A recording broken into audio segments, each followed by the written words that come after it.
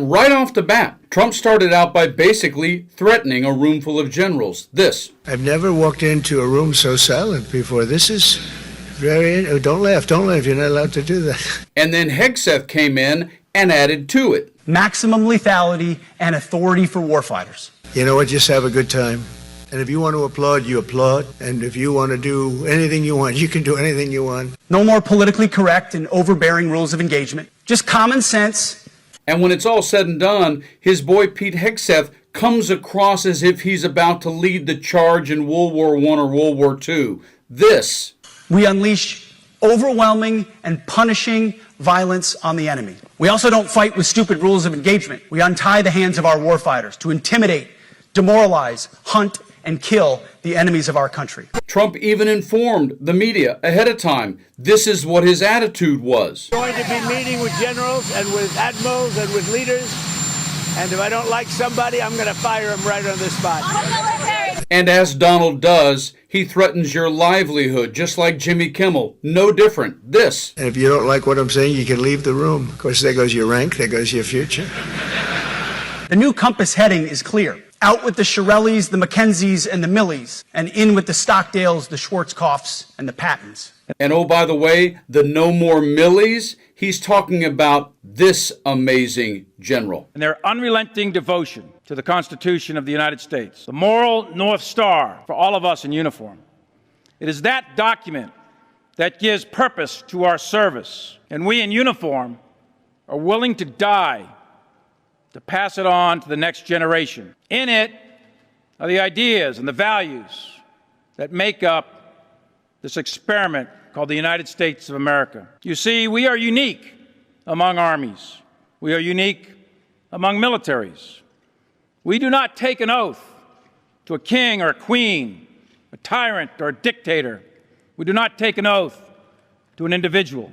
So in this breaking story, imagine if you're someone who has done that, been there before, having to listen to someone who's trying to act like they know what they're talking about and been there before. Listen to this general talk about what he just witnessed in this breaking story right here. Pete Hegseth, and he then proceeded, as he is now, I think, to talk about changing the culture in the military. He said for too long it's been dependent on race and gender and ideology. I want to bring back in with us retired Army Brigadier General Steve Anderson. General, good to see you. You've been listening. Have you heard anything that constitutes a change or an announcement or a reason to be addressing the group in the room today? Well, I think that there are probably a lot of general officers sitting there right now muttering to themselves, I traveled 8,000 miles to hear this.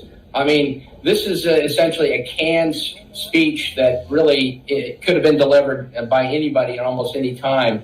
But I think that there are some clues he's leaving about refocusing on homeland security and taking away perhaps some of our forward presence and the strength of our alliances overseas. And that really concerns me. I mean, that has kept this world safe for 80 years. I mean, the NATO alliance and the alliances we have in Japan and Korea have kept this world relatively safe for a long time. And for us to come off on that would be a terrible, terrible mistake. And I think that there were probably a couple of clues that he left there to that regard. The other thing that he talked about was changing the culture and, talking about accountability and responsibility.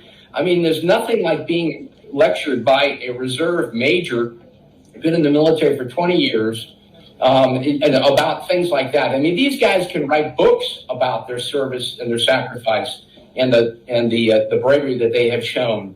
And if you talk about accountability and responsibility, he needs to start with himself. He should have resigned after the Signalgate disaster, where he shared our classified secrets on an unsecure line.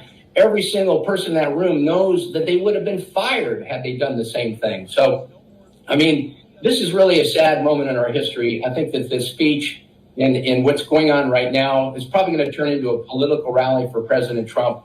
But it's really all about trying to get the military to kowtow to them and their will.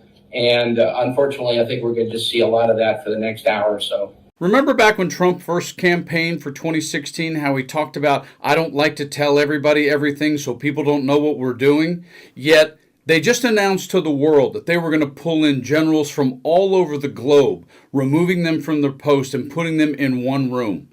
One might call that strategically effing stupid. And to basically sit there like you're a brand new employee in a corporation getting a operations manual on how to function and lecture to a bunch of generals, when that's not what you're doing. You're just telling them, I'm going to threaten your rank if when I order you to go into the streets of America, you won't question it and you'll just do it. This is about setting up martial law and totalitarianism and continuing to try to utilize an act that we're being invaded and we're at war domestically to actually get approval and allowance to continue to do what Trump is doing, and that is scare the entire country into silence. And what's coming 14 months from now? Scare people from going out to vote. That's the real end game. So, with that said, you guys stay frosty.